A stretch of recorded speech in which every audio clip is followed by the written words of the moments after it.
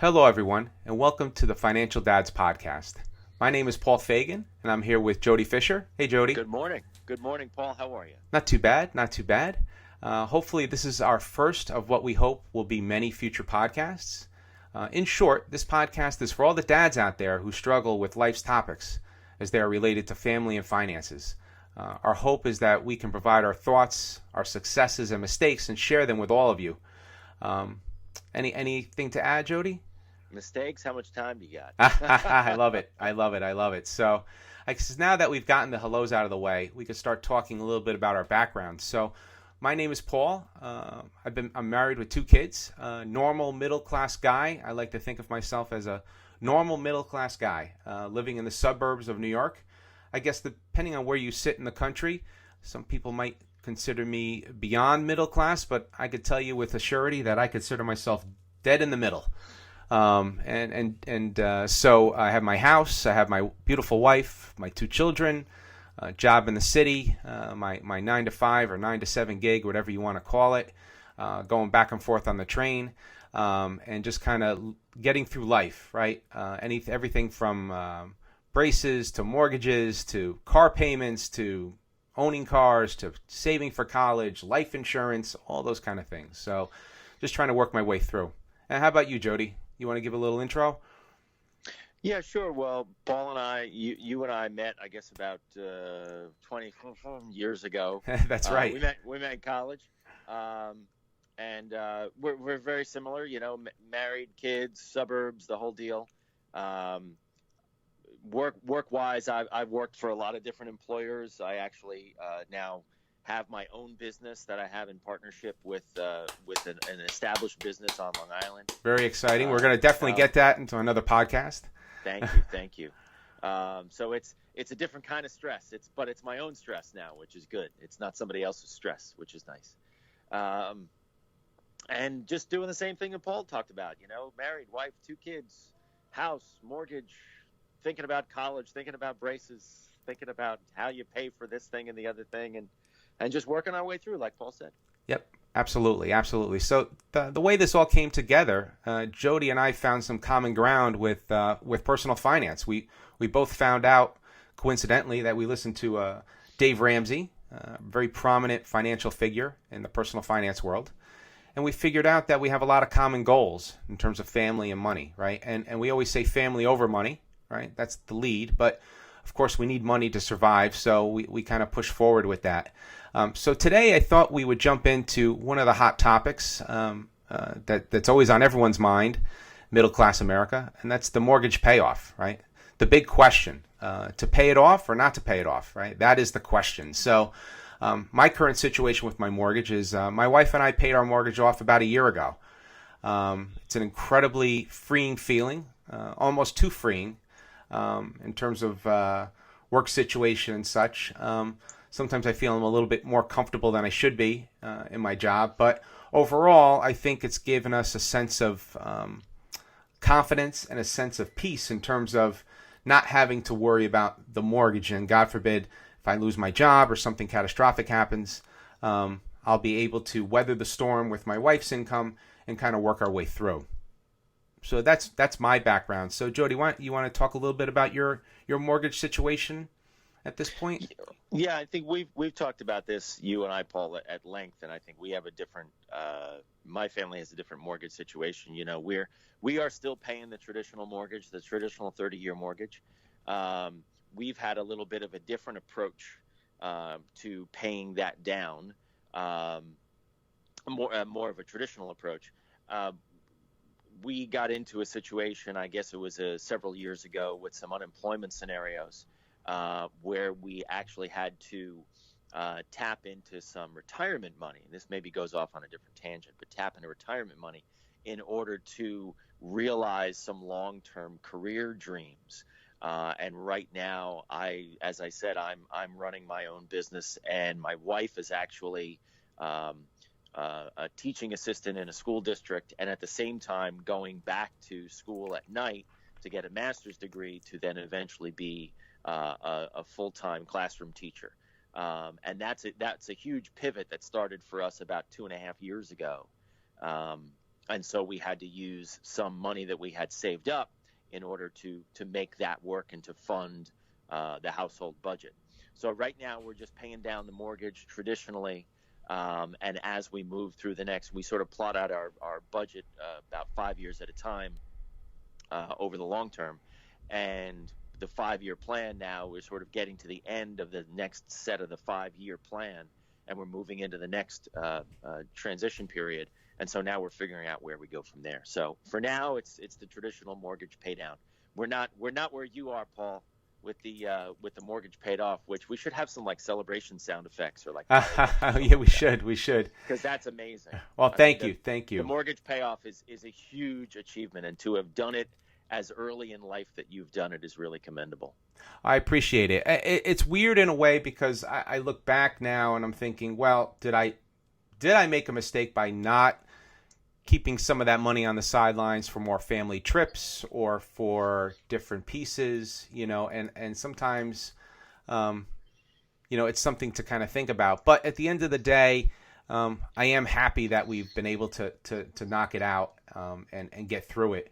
I guess in terms of, not to switch topics, but payment acceleration. Do you have a plan in the future to do payment acceleration? That was one of the things we approached it with was we had money on the sidelines. And then at one point, I looked down at the mortgage. I had a job issue as well. And I said to myself, you know what? I just want to dig into this, and I don't want to find myself in this nerve-wracking situation where I have this oversized mortgage, and if one of our jobs slips and we can't support the mortgage payment, I'll be in real trouble. So, we started to accelerate, and it started with taking some big chunks of money that we had on the sidelines for God knows whatever reason, because interest rates on CDs and such were abysmal. And at the end of the day, took that money and put it into the mortgage rather than investing it into the market. So once we did that, I noticed that it became sort of exciting. I found a great spreadsheet on the internet that allowed me to track all of my payments, no matter what extra payment I made. I would put that in, and it would go into the servicer, and it was great. It was like a game almost every month how much I could put in. So if I got a little bonus here and there or a little extra money or a tax return, I'd throw it at the mortgage. So, and that kind of really accelerated us to get to that end goal. But do you yourself have any plans to accelerate payments in the near future? Near future, no, but I think like I talked about, the 5 year plan, and I've got my Excel spreadsheet and sort of look at things over the long term, but really in a granular way too, literally in a week to week, paycheck to paycheck kind of way. What money is coming in? What money's going out? Where is the money going? Is it going to savings? Is it going to debt service? Is it going to pay down? I think that speaks to the larger issue of where you and I connected back a few years ago, just about money philosophy and being really intentional with what you're doing. You can't pay off your mortgage. You can't pay off your credit cards. You can't go on vacation or do anything else, at least I don't think, until you become intentional with your money. Once you figure out once you write all that stuff down, and that's one of the main lessons that I really took from Ramsey was, you got to write all that stuff down. Once you write all that information down, you figure out where your money is going and how you're spending your money, you find enormous gaps in how you're wasting your money, and then you can reallocate that money towards better uses, and better defined by you. It doesn't matter. I mean, it could be a pair of shoes. If you think that's better, okay, fine, that's better. I would argue you probably don't need another pair of shoes, but you also haven't met my wife yet. But in all seriousness, look, if shoes are her worst problem, I still got to keep her. That's awesome. But in all seriousness, I think it's being intentional with your money. You can't pay down that mortgage until you figure out where your money is going, and then figure out how you can reallocate it away from things that you don't need and towards things that you do. And so, like I mentioned, with my wife's career, sort of is going to go through a new change in the next couple of years. She's going to be done with her schooling and her student teaching in the next year or so. And so then that's going to trigger a bump in her salary from where she is now to where she would be with a full-time teaching gig, which will be great for us. And at that point, we're going to be able to reevaluate whether we accelerate the pay down on the mortgage, whether we put that money into some house improvements, whether we do other things, whether we throw it into college, whether we try to split it. We'll figure that out when we cross that bridge. But we couldn't do that. Again, going back to, if we're not intentional with our money, we wouldn't be able to even have that discussion. Yeah, that's a good point too, and you're both on the same page. With my wife, with the mortgage pay down, she never thought about paying the mortgage down. She's not really personal. Don't get me wrong. Yeah. My wife's not interested in paying down the mortgage. Well, I think for a different reason. My wife She'd was. rather go on vacation. No, I think for me it was with our mortgage. She didn't quite understand the urgency in paying it off, right? So I don't think it was because she wanted to do other things with the money. I just think that she thought like every other person, like her parents and her parents before her and everyone else has a mortgage until they retire. And once they retire, they either sell and move somewhere where it's cheaper and they recoup some of the money from the sale. But I don't think she saw the urgency that I did. And Well, maybe that's that's the trap, right? That's the societal trap. Like, you don't do things differently than the people who came before you, and that's the surefire way to never make any of your own progress. You've got to do the right thing for you. You've got to figure out what's good for you, and so good for you, Paul, to sort of bring this new piece of thinking into the conversation, and then to do what you guys have done together. No, yes, and I agree. I think for us, I wouldn't change it. I don't think she would change it now. We both see, a little bit of money extra in the bank accounts now, and they grow over time. We don't have to pay that big payment every month. If we want to buy a splurge item at this point, she's okay with it. So I think it all kind of comes to like you said, personal finance, very personal. We tailored the plan to us, and we're moving forward on it. One of the other things about paying off the mortgage is around what the accountants say, right? So I have a bunch of accountant friends that look at me and they shake their heads, and we have a mutual friend that really shakes his head at me when I talk about this, where he would rather take that money and not have it in the house, right? He would rather put it in the stock market, and quite frankly, he does really well in the stock market. But I think that's something that is an anomaly. I don't think everybody has that type of luck that he has, or skill to invest. But what are your thoughts? He's a finance guy, right? Through and through. That's his expertise. That's his expertise. Yeah, that's he lives right. and breathes that stuff. Yep, absolutely. In a way that 99% of the rest of the world doesn't. So he understands that. He can get very granular with that stuff. And if that's your inclination to do that, hey, that's great. If it works for you, that's terrific. Yep. But finance is not one size fits all. When you get to that level of specificity, I think what is one size fits all is the fewer bills you have to pay every month, the more money you have in your pocket. That's what. Yeah. It. Yeah. That's the core idea. If you're not paying or paying less of any bill, that's money that stays in your pocket or in your savings account or wherever you want to put it, towards whatever you want to put it. It's not going to somebody else. It's staying with you. And that's a good thing. Yep, absolutely. That's exactly how I feel. So for me, especially with everything going on now, with the tax laws and stuff that have gotten to be interesting, where you can only write off a certain amount of tax on your real estate and such, it really has become an interesting conversation, and has had a lot of impact, I think, on people and their thoughts. I think they're talking about millennials now.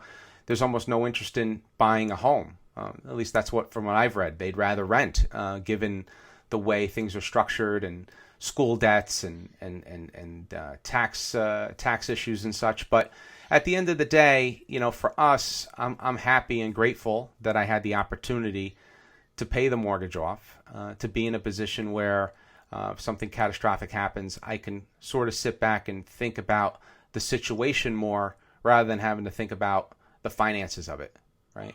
And that's what I like about this as well, and able to also bolster the emergency fund over time. I think that's key. So that's huge. That is so huge. I mean, I'll give you a perfect example. I talked about the career change that we made a couple years ago, both of us almost simultaneously. I could not have got I tapped into retirement savings, and I did it knowingly paying that penalty on with early withdrawal from that account. But I looked at it and I made the person, maybe this is a discussion for a different time, but I made the decision that, okay, this lump sum of money is gonna last me about a year when I retire. Yeah. It's not a lot of money. And so pulling it out now, even at the penalty that I'm going to pay, if that actualizes the new business that I want to make for myself, and then if I can and I know I can turn that business in the long haul, I just need this startup cash. That is a better investment than waiting until 65 to withdraw this money that's going to last me 18 months. Yep. Absolutely. So I went and I did that. But I couldn't do that again if I hadn't written it down, if I didn't know what was going on, if I didn't figure out how long that money was going to last me. Right? If I just pulled it out and I said, "Oh, I'll just spend it, as I need to spend it."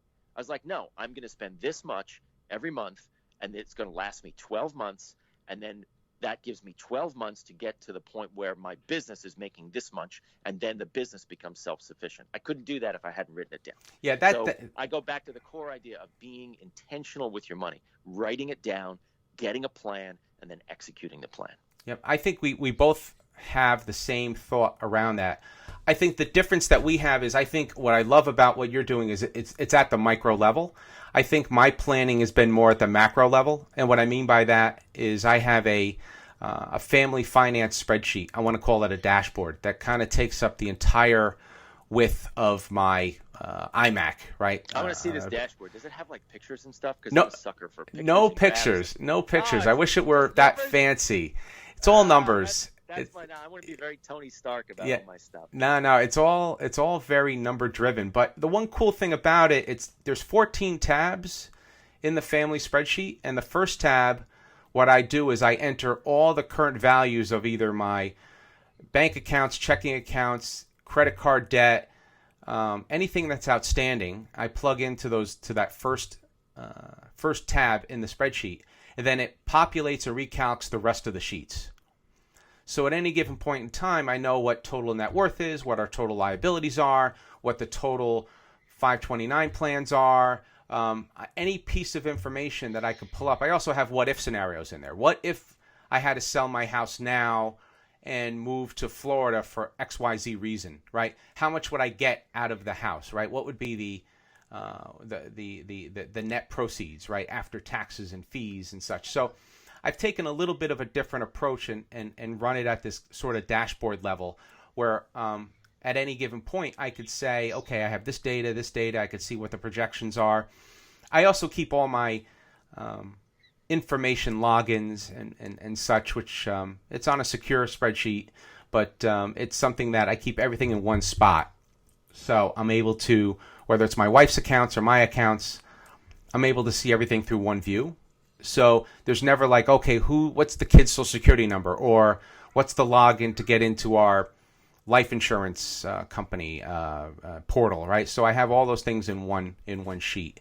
So I know that we're moving back and forth in terms of going through the mortgage, and we're touching upon these other topics, which all blend in.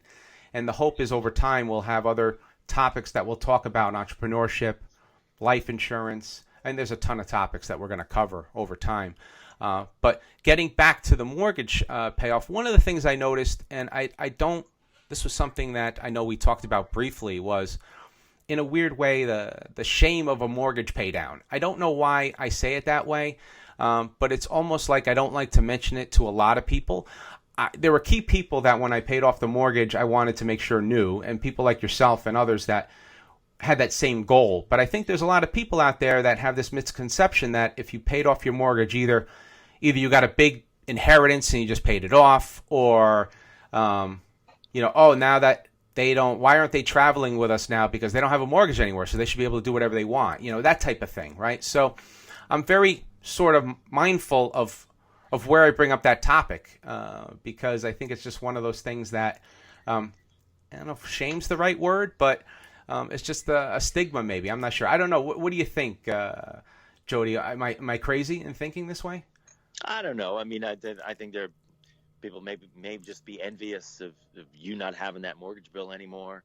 People may not care, That's true. and Yeah. you know, I mean, and going back to the whole, well, this is the way we've always done it kind of philosophy. Well, why don't you have a mortgage? Everybody else has a mortgage. Why don't you have a mortgage? Well, idiot, because I decided to get my act together. But I mean, that's maybe idiot's too harsh. But yeah, anyway, I mean, to each their own. I mean, you and I have a similar philosophy about this. Other people don't. That's okay. I think that's the whole point of this discussion, is to sort of share our experience in the hopes that it might inspire other people to either pursue a similar path, or at least just look at their own path and say, well, how could I do this better? How can I improve what I'm doing? And that's again going back to our original inspiration, listening to that podcast together, or listening to it separately, but sharing a philosophy there.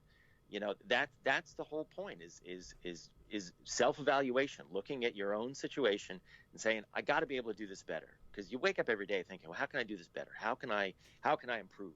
How can I change this to get the thing that I want? And again, whether it's paying off the mortgage, or going on vacation, or buying a car, or buying a pair of shoes, how can I get the thing that I want?